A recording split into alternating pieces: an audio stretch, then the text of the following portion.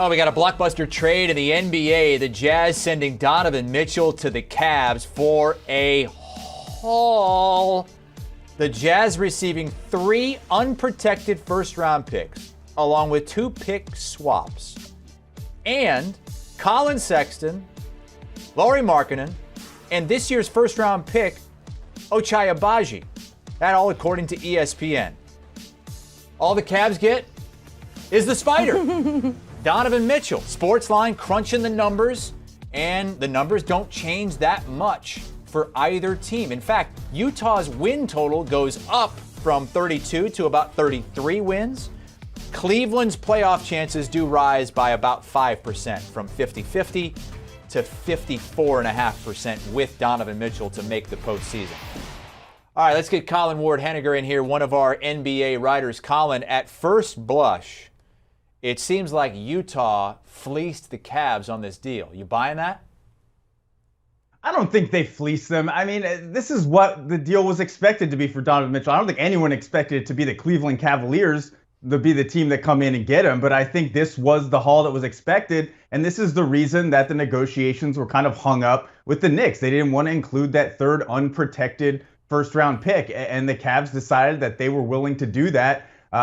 I think that they have enough of a foundation there in Darius Garland, Jared Allen, Evan Mobley, and now Donovan Mitchell that they're going to be able to continue to improve without necessarily having those first-round picks. So this is a calculation on their part. I don't know. It's certainly a ton to give up for a player like Donovan Mitchell. But look, he's young. He's an all-star. He's put up 50 points in a playoff game, and he's got a lot of years left on his contract. So this is a gamble on their part, but I think it's a calculated gamble. And to me, it makes sense. I don't think a lot of people saw the Cavs as a potential suitor for Donovan Mitchell. But now that you see it all on paper, you see the roster construction, I think it's a good move for the Cavs, even at that steep price. Okay.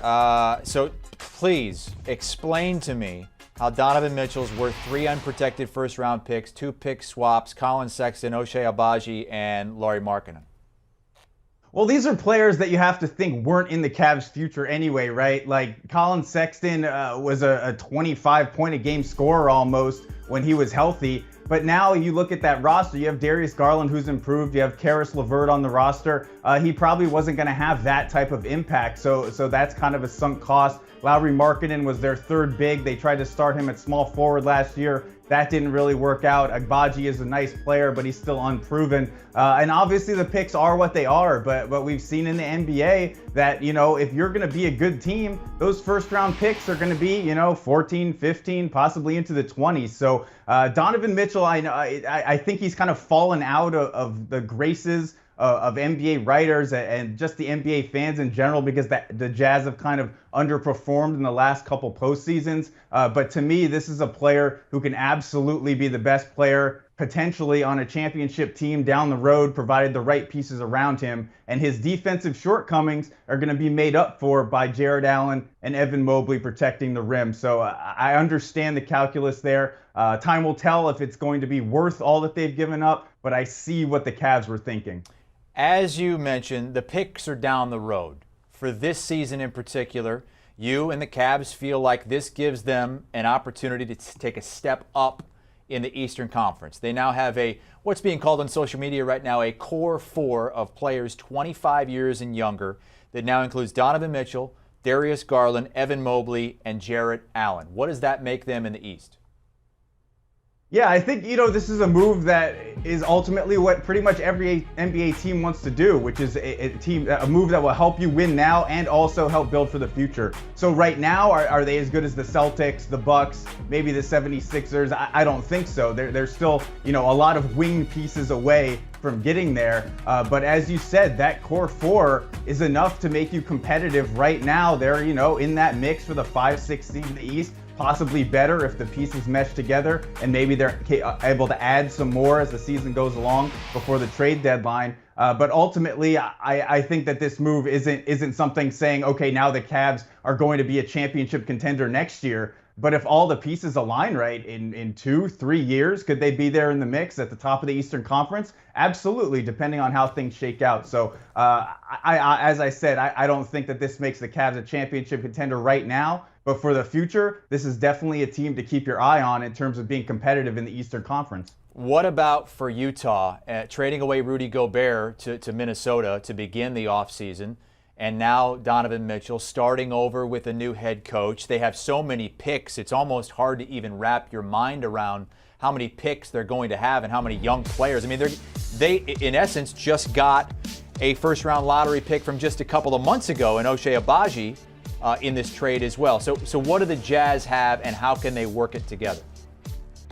Yeah, this was kind of the plan for Danny Ainge. You could tell that the Utah Jazz core had kind of worn out its welcome. Things weren't working there. The playoff performance was obviously disappointing against the Dallas Mavericks. So when they hired Will Hardy as head coach, I think the writing was on the wall. This was going to be a rebuild.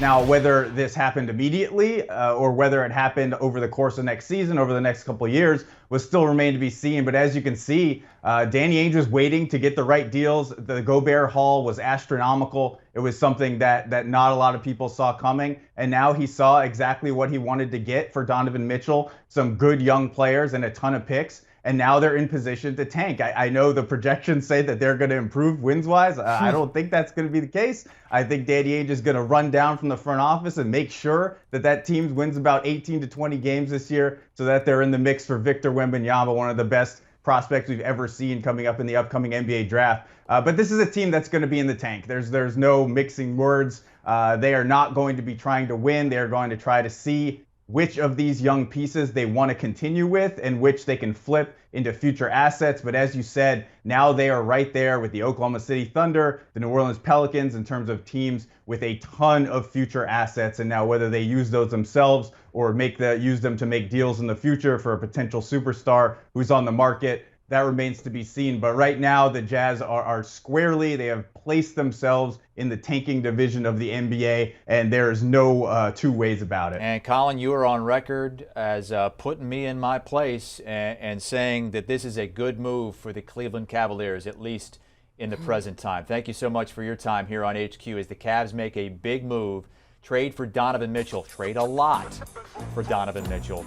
This is how the sports line numbers change for the Cavaliers, and most notably the playoff number, which was just below 50% to make the playoffs before the trade, now at about 54.5% to make the postseason. We heard both Bill Ryder and Colin Ward-Henninger say that this puts the Cavs not in that top echelon of the East, maybe not yet, but in that second tier, maybe fighting for home court advantage in the first round of the postseason.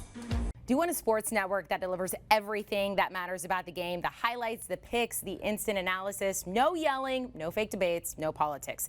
Hit the subscribe button and never miss a moment.